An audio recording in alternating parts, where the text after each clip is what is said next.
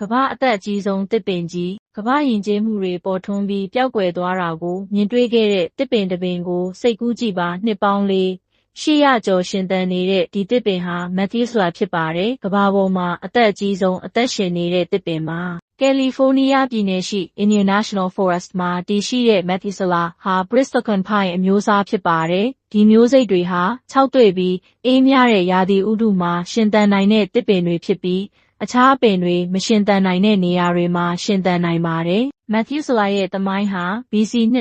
2833ခုနှစ်မှာစတင်ခဲ့ပါတယ်။အီဂျစ်ပီရာမစ်တွေမတည်ဆောက်ခင်လွန်ခဲ့တဲ့နှစ်ပေါင်းများစွာကတည်းကဒီသစ်ပင်ဟာရှင်သန်နေခဲ့တာပါ။လူသားယဉ်ကျေးမှုတွေစတင်ချိန်ကတည်းကဒီသစ်ပင်ဟာအချိန်ရဲ့ဖြတ်သန်းမှုကိုတိတ်တဆိတ်ကြည့်ရှုနေခဲ့တာပါ။သိပ္ပံပညာရှင်တွေဟာ Methuselah ရဲ့နှစ်ကွင်းတွေကိုလေ့လာခဲ့ကြပါတယ်။ဒီနှစ်ကွင်းတွေဟာရာသီဥတုဆိုင်ရာဒေတာတွေကိုသဘာဝအလျောက်မှတ်တမ်းတင်ထားတဲ့သမိုင်းတစ်ခုလိုပါပဲ။နှစ်တိုင်းရဲ့ပတ်ဝန်းကျင်အခြေအနေတွေကိုပြောပြနေတဲ့ဒီနှစ်ကွင်းတွေဟာ2000ချီကြာတဲ့ကမ္ဘာရာသီဥတုသမိုင်းကိုနားလည်ဖို့မရှိမဖြစ်အချက်လက်တွေကိုပေးစွမ်းနိုင်ပါတယ်။ရာစုနှစ်တွေအတွင်းမှာ Methuselah ဟာမိုးခေါင်မှုမုန်တိုင်းတွေနဲ့သဘာဝဘေးအန္တရာယ်တွေကိုခံနိုင်ရရှိခဲ့ပါတယ်။ဒီလိုအစွန်းရောက်တဲ့ပတ်ဝန်းကျင်အခြေအနေတွေမှာရှင်သန်နိုင်တဲ့သူ့ရဲ့စွမ်းရည်ဟာသဘာဝရဲ့ခံနိုင်ရည်ကိုသက်သေပြနေပါတယ်။